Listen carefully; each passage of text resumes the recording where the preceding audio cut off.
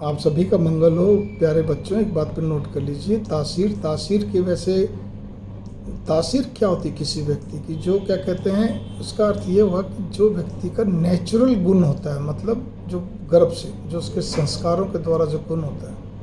हालांकि दो चीज़ें मिलती है, उसके अपने पूर्व जन्म के संस्कार, क्योंकि सनातन धर्म इस चीज़ को मानता है पूर्व जन्म को, और क्या कहते हैं इस जन्म में क्या कहते हैं जो गर्भ में माँ से माँ बाप से जो मिले संस्कार, दोनों को मिला के होते हैं।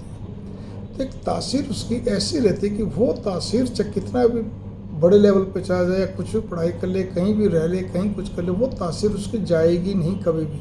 समय के हिसाब से उस तासीर में अप डाउन होता है, ये भी आप नोट कर लीजिए आप। फिर भी सांसारिक दृष्टिकोण से 3 साथी और हो जाते हैं उसके उस तासीर में, ठीक है ना। किसी के पहचानना हो में तासीर, तो वो तो बिल्कुल बारीकी से अध्ययन करेंगे तब। फिर एक 3 साथी और भी होते हैं उसमें, अंग लक्षण, व्यवहार लक्षण, स्वभाव लक्षण। फिर इन सबको जब चारों को आप काउंट करते हो, तासीर को और इन तीनों को मिला के, तो एक्चुअल उस व्यक्ति का समझ में आता है। लेकिन तासीर से सारी चीज़ समझ आती है। मतलब आप ये समझिए, मैं जो कहना चाहता हूँ, तासीर एक प्रकार की, जब बच्चा पैदा होता है उसकी जो नाल होती है कितनी महत्वपूर्ण होती है आज के समय में।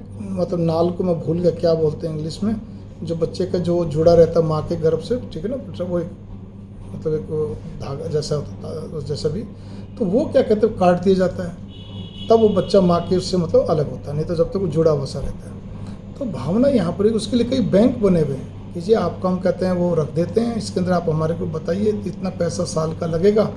बड़े बड़े हॉस्पिटल में आपसे फॉर्म भरवाया जाता है, अगर आप हाँ करते हैं आपसे पैसे भी लिए जाते हैं उसको रिजर्व रखने के लिए, ठीक है। तो वो जिस तरह से वो इतना महत्वपूर्ण होता है और वो कभी भी किसी भी तरह से बहुत महत्वपूर्ण होता है, तो उसी तरह से तासीर भी बहुत महत्वपूर्ण, जो एक अलग ही झलकती है।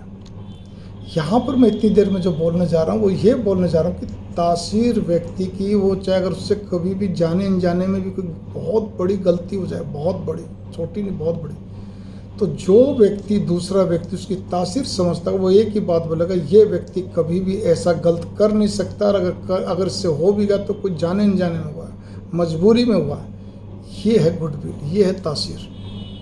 और जिसकी तासीर नेगेटिव होगी, पहले वाले की पॉजिटिव, जिसकी नेगेटिव उसके लिए कहेंगे भाई उससे अगर अनजाने में भी हो गया ना तो भी कहेंगे है ही ऐसा। बात यहाँ पर ये आती है, ठीक है ना। और जो लोग बिना तासीर समझे जो किसी के लिए एक अपना उसके बारे में अपना वो बना लेते हैं, अपने मन में आकलन कर लेते हैं, वो तो मार खाते ही खाते हैं। मतलब कहीं ना कहीं उनका वो आकलन फॉल्स होता है, मतलब उनको दिक्कत दे जाता है, झूठा पड़ जाता है। और इसी प्रकार से अंग लक्षण, व्यवहार लक्षण, स्वभाव लक्षण को भी जाने बिना, चलो ऊपरी बात भी कर लेते हैं, जो किसी व्यक्ति से व्यवहार करता है, चलो सब अच्छे हैं, सब बढ़िया, हम किसी का बुरा नहीं करते, बुरा नहीं सोचते, वो भी कहीं ना कहीं मार खा जाते हैं, किसी न किसी की फटके में आ जाते हैं, कोई ना कोई दिक्कत उनको पैदा हो जाती है, चाहे वो घर का व्यक्ति हो, बाहर का हो, चाहे कहते हैं कोई भी व्यक्ति हो, ठीक है ना। मंगल कामना, नमस्कार। इसलिए तासीर को समझना भी जरूरी है उतना ही, और उस मतलब अंग लक्षण, व्यवहार लक्षण, स्वभाव लक्षण को समझना जरूरी, उससे भी ज़्यादा जरूरी उसके तासीर को, ठीक है। मंगल कामना, नमस्कार।